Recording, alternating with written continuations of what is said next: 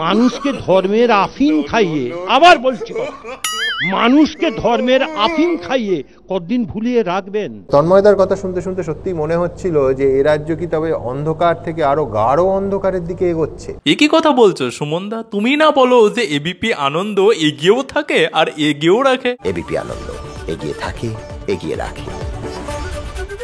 আর এখন সেই তুমি বলছো যে এ বাংলা ধীরে ধীরে অন্ধকার থেকে আরো বেশি গাঢ় অন্ধকারের দিকে এগিয়ে যাচ্ছে। গোলমাল হ্যায় ভাই, সব গোলমাল হ্যায়। নমস্কার বন্ধুরা, এবিপি আনন্দের যুক্তি তর্কের যাত্রা প্রায় আপনাদের সবাইকে স্বাগতম। আসলে অনেকদিন হয়ে গেল এবিপি আনন্দের যুক্তি তর্কের যাত্রা প্রায় কোনো রকমের কোনো নজর দেয়নি, তাই আজকে একটুখানি ভাবলাম যে শনিদেবের কুনজরটা লাগিয়ে একটু ভালো করে বিশ্লেষণ করে দেখি যে এবিপি আনন্দের যুক্তি তর্কের যাত্রা প্রায় কোন নেতা কিভাবে মানুষকে মূর্খ বানাচ্ছে। চলো ভাই দেখো আপনি কি করতে। শুধু বলে দিচ্ছি, যেদিন ব্যালট বাক্সটা পশ্চিমবাংলায় খোলা হবে, গণনা শুরু হবে, সেদিন কিন্তু একটাই আওয়াজ ধ্বনি থেকে প্রতিধ্বনিত হয়ে ফিরবে, দিল্লির অপদার্থের সরকার আর নেই দরকার, ঠাঁই নেই ঠাঁই নেই, রব উঠবে বাংলার বুকে। দেখুন, তৃণমূলের এই নেতা বলছে যে এবার লোকসভা ভোটের গণনায় নাকি রব উঠবে যে দিল্লির অপদার্থ সরকার আর নেই দরকার, দিল্লির অপদার্থের সরকার আর নেই দরকার। দেখুন, মুখ্যমন্ত্রী পাল্টানোর বিধানসভা ভোট তো আগামী 26-এ, মানে আগামী 2026-এ। এবার আমি শুধুমাত্র ভাবছি যে এবার এই প্রধানমন্ত্রীর লোকসভা ভোটেই এবার এই বাংলায় এই রবটা না উঠে যায় যে বাংলায় চোরেদের সরকার আর নেই দরকার। সহি পকড়ে হ্যাঁ। ব্রেন ওয়াশ করো, সারা ভারতবর্ষের মানুষের ব্রেন ওয়াশ তো শুরু হচ্ছে আগামী 22 তারিখ থেকে। চাকরি দেওয়ার প্রয়োজন নেই মানুষকে, ভুল হোক ঠিক হোক, মমতা ব্যানার্জির সরকার চাকরি দিয়েছে। হ্যাঁ, এটা ঠিক, কিন্তু তার সঙ্গে সঙ্গে কোটি কোটি টাকাও ঝেড়েছে, সেটা তো বললেন না। দেখুন, তৃণমূলের এই সমস্ত নেতাদের না সামান্য ন্যূনতম জয় জয় আকারে যেটা হয় না সেটাও নেই। তিনি বলছে যে মোদি চাকরি দেয়নি, কিন্তু মমতা ব্যানার্জির সরকার ঠিক হোক বা ভুল হোক চাকরি দিয়েছে। ভুল হোক ঠিক হোক, মমতা ব্যানার্জির সরকার চাকরি দিয়েছে। আপ কাহা কে জ্ঞানী বাবা? দেখুন, ভুল করে নয় 2, 4 বা 10টা লোকের চাকরি হলেও হতে পারে, তাই বলে প্রায় সবার চাকরি কি ভুল করে হয়ে গেছে? ভুল হোক ঠিক হোক, মমতা ব্যানার্জির সরকার চাকরি দিয়েছে। খুবই ভালো করেছে, দিয়েছে, কিন্তু তাই বলে যোগ্যদের চাকরি না দিয়ে অযোগ্যদের থেকে 10 লাখ 15 লাখ করে ছেড়ে তাদেরকে কেন চাকরি দিয়েছে? বৌভাত হয়ে উঠল বিষাদময়, বৌভাতে তিনি চাকরি হারালো বর। আর এখন যে ব্রেকিং নিউজ দেখছেন, চাকরি বাতিলের জের বাতিল হয়ে গেল বিয়ে। ভুল হোক ঠিক হোক, মমতা ব্যানার্জির সরকার চাকরি দিয়েছে। শুধু চাকরি দেয়নি, সঙ্গে বাসও দিয়েছে। আবার বলছে যে আগামী 22 তারিখে সারা ভারতবর্ষের মানুষের ব্রেন ওয়াশ শুরু হচ্ছে। সারা ভারতবর্ষের মানুষের ব্রেন ওয়াশ তো শুরু হচ্ছে আগামী 22 তারিখ থেকে। সারা ভারতবর্ষের মানুষের ব্রেন ওয়াশ তো শুরু হচ্ছে আগামী 22 তারিখ থেকে। এই সময় একটা ব্লাড টেস্ট করা দরকার, রক্ত পরীক্ষা করা দরকার। সত্যি, যারা রাম মন্দির নিয়ে বর্তমানে প্রশ্ন খাড়া করছে বা রাম মন্দিরের বিরোধিতা করছে না, তাদেরকে একটুখানি রক্ত পরীক্ষাটা করেই দেখা উচিত যে আসলে কি তারা সত্যিকারই রাজনীতি করার জন্য এই কথাগুলো বলছে, নাকি রক্তে কোনো ডেঙ্গু বা ম্যালেরিয়ার মতো অন্য কোনো কিছু আছে। দেখুন, ইনাদের মতো বয়স্ক গুরুজন ব্যক্তিরাই কিন্তু আমাদের মতো ইয়াং জেনারেশনের ছেলে মেয়েদেরকে বোঝাবে যে রাম মন্দিরের আসল ইতিহাসটা কি, রাম মন্দিরের জন্য এখন পর্যন্ত কত লাখ হিন্দু নিজের জীবন পর্যন্ত বলিদান দিয়েছে, আর রাম মন্দিরের গুরুত্ব কি সেটা কিন্তু আমাদেরকে বোঝাবে। কিন্তু সেটা না বুঝিয়ে তারাই যদি আবার সেই রাম মন্দিরের বিরোধিতা করে, তাহলে তো সেই কোনাল ঘোষের ভাষাতেই বলতে হয় রক্ত পরীক্ষা করা দরকার। মানুষকে ধর্মের আফিম খাইয়ে, আবার বলছি কথাটা, মানুষকে ধর্মের আফিম খাইয়ে কতদিন ভুলিয়ে রাখবেন? দেখুন, বিজেপি মানুষকে ধর্মের আফিম খাইয়ে সবকিছু ভুলিয়ে রেখেছে, আর তৃণমূল 28 টাকার পাউচে অমৃত ভরে বিলু করছে।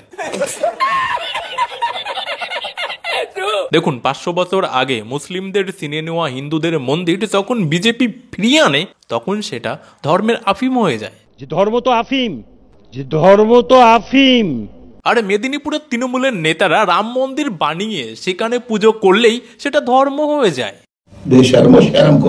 তাছাড়াও একটা সময় মমতা ব্যানার্জি জয় শ্রীরাম শুনেই গাড়ি থেকে লাফিয়ে নেমে পড়েছিলেন আর বলেছিলেন যে জয় শ্রীরাম নাকি গালাগালি।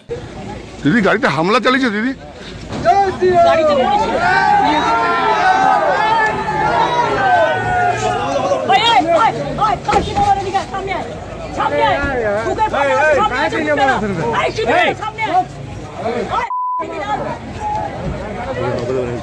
দেখো, ভদ্রতার একটা লিমিট আছে। আমি আমার গাড়ি রাস্তা দিয়ে যাচ্ছি, সাহস কত বড় বিজেপির ফ্যাক্টরি বেঁধে আমাকে গালাগালি দিচ্ছে দাঁড়িয়ে। আর এখন সেই মমতা ব্যানার্জির নেতাকেই রাম মন্দির বানিয়ে সেখানে পুজো করে ভোট পাওয়ার আশা করতে হচ্ছে, নাকি এখন দেখতে পাচ্ছে যে একুল ওকুল দুই কুলি ডুবে যাচ্ছে, সেই জন্য এখন হিন্দুদেরকেই খুশি করতে এই সমস্ত নাটক চলছে নাকি? গোলমাল হ্যায় ভাই, সব গোলমাল হ্যায়। শুধু গোলমালি নয় সুমনদা, পুরোটাই উল্টো। যেরকম চোরের মায়ের বড় গলা হয় না, ঠিক তেমন। একটা বলেছেন রেশন দুর্নীতি। আমার চ্যালেঞ্জ তন্ময় বাবুকে, একটা কথা আমায় বলতে পারেন, এখন 8 কোটি মানুষ পশ্চিমবাংলায় রেশন কার্ড হোল্ডার, যারা বিনা পয়সায় রেশন পান। 100 জন মানুষের তালিকা বলুন তো যারা রেশন পাননি। তৃণমূলের নেতা সিপিএম নেতাকে চ্যালেঞ্জ ছুড়ছে যে আপনি কি বাংলায় 100 জন মানুষের লিস্ট দেখাতে পারবেন যে যারা বাংলায় রেশন পায়নি? দেখুন, সিপিএম নেতা 100 জনের লিস্ট দেখাতে পারুক বা না পারুক, আমি কিন্তু কয়েকটা চালচোরদের ফটো এবং ভিডিও সমেত দেখাতে পারবো। তাছাড়াও এই চালচোরেরা কতটা দয়ালু একবার ভাবতে পারছেন যে বাংলায় মাত্র 100 জনকেও রেশন দেওয়া থেকে বঞ্চিত রাখেনি, এমনকি ভুয়ো রেশন কার্ড বানিয়ে যারা জন্ম নেয়নি না তাদেরকেও রেশন দিয়েছে। তাছাড়াও তৃণমূলের রেশন ডিলার গুলো কতটা সৎ মানুষ একবার ভাবুন, যে রেশন কার্ডে সরকার থেকে 5 কেজি চাল আসে, সেই রেশন কার্ডে কিছু কিছু ডিলাররা 5 কেজি চাল দেয় না, কাউকে 2.5 কেজি দেয়, কাউকে 3 কেজি দেয়, কাউকে আবার 4 কেজিও দেয়। চাল কত কেজি করে দেন পার সবুজ কার্ডে? 5 কিলো। সবুজ কার্ড কটা আছে আপনার কাছে? 4টে। এক একটা কার্ডে 5 কেজি করে চাল পাওয়ার কথা। সেটা ওরা ওদের। আপনি কত পান? আপনি কত পান? আমি 10 কিলো পাই। আপনি 10 কিলো পান। সবুজ কার্ডে আপনি বলেন 5 কেজি করে চাল দেন। এই তো বাইরে একজনের সঙ্গে কথা হলো, আপনি নাকি 4টে কার্ডে 10 কেজি চাল দেন। 4টে কার্ডে 10 কিলো হয় নাকি? উনি তো বলছেন। কে ডাকুন তো। এটা আপনার কি কার্ড? আপনার কি কার্ড? সবুজ কার্ড।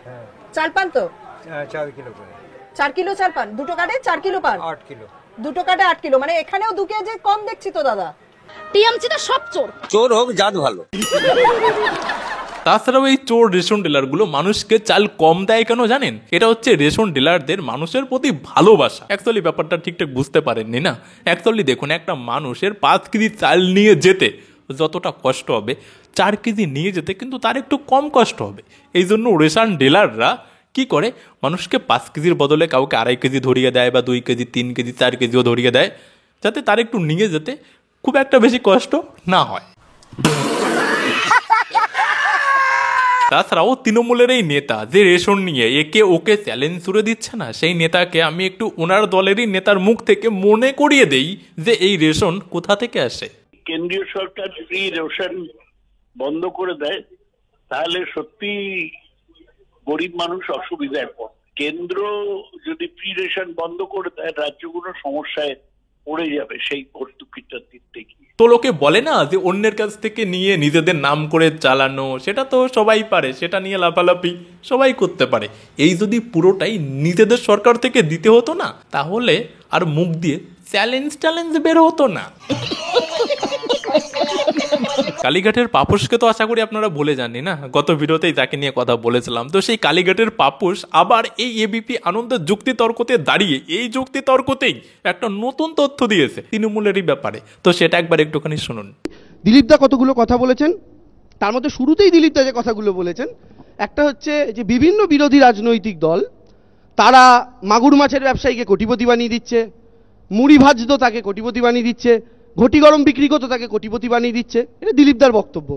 কিন্তু বিজেপি এমন একটা দল, তারা এই সমস্ত নেতাদের মাগুর বেচা অবস্থায় নেয় না, ঘটি গরম বিক্রেতা অবস্থায় নেয় না। এরা যখন ঘটি গরম বিক্রি করতে করতে মাগুর বেচতে বেচতে 100-200 কোটির মালিক হয়, তখন গিয়ে দিলীপদাদের পার্টিতে যাওয়ার ক্রাইটেরিয়ায় পাস করে। সেই দিলীপদারা একবারে প্রমোশন হওয়ার পর তাদেরকে দলে নেন। সেই কারণেই তো শুভেন্দু অধিকারী 25-30টা ট্রলার করার পর, একটু নারদায় হাত পাকানোর পর, ঠোঙা মোড়ানোর পর, তারপরে দিলীপদারা এন্ট্রি দিয়েছেন। তার আগে কি দিয়েছেন দেননি তো। দেবাংশুর এই কথায় দেবাংশু আরো ক্লিয়ার করে বোঝালো যে তৃণমূল কংগ্রেস একটা চোরেদেরই দল। তো কেউ যদি রাজনৈতিকভাবে ক্যারিয়ার বানাতে চাও, তাহলে তৃণমূলে এসে আগে প্রথমে চোরের ট্রেনিং নাও। মিথ্যেবাদী ছোট লোক একখানা। আমি কদিন আগে সুমনদার অনুষ্ঠান ঘন্টাখানেক সঙ্গে সুমনে এসে আমি একটা কথা বলছিলাম, এই যে অ্যারেস্টগুলো, আপনি পার্থ চট্টোপাধ্যায় থেকে শুরু করে রিসেন্ট যে অ্যারেস্ট দেখছেন বা শাহজাহান যার খোঁজ চলছে তার অবধি আপনি যদি দেখেন, একটু অন্য আঙ্গিক থেকে দেখুন, যাদের যাদের গ্রেফতার করা হচ্ছে ঘটনাচক্রে তারা প্রত্যেকে তৃণমূলের স্ট্রং হোল্ড এরিয়ার লোক। এই চাটাংশু বলছে যে তৃণমূল কংগ্রেস যেখানে যেখানে বেশি শক্তিশালী সেখানে ইডি সিবিআই সেখানকার নেতাদেরকেই অ্যারেস্ট করছে। তো এর জবাব আমি দেবো না, এর জবাব সুমন দাই দিয়ে দেবে। যে লজিকে দেবাংশু বলছে যে যাদের বিরুদ্ধে অভিযোগ উঠেছে তারা যেখানে যেখানে ক্ষমতাশালী সেখানে দুর্নীতির ক্ষমতা তাদের মধ্যে স্বাভাবিকভাবেই বেশি। তো আজকের মতো ভিডিওটা এখানেই শেষ করলাম। যদি ভিডিওটা ভালো লাগে তাহলে অবশ্যই লাইক করে দিও, আর হ্যাঁ যদি সম্ভব হয় তাহলে একটুখানি শেয়ারও করে দিও। আর যারা গত ভিডিওটা দেখোনি এই যে তাদের জন্য পাশে দিয়ে দিলাম, যদি সম্ভব হয় আর যদি সময় থাকে তাহলে অবশ্যই গিয়ে দেখো। তো আজকের মতো বাই।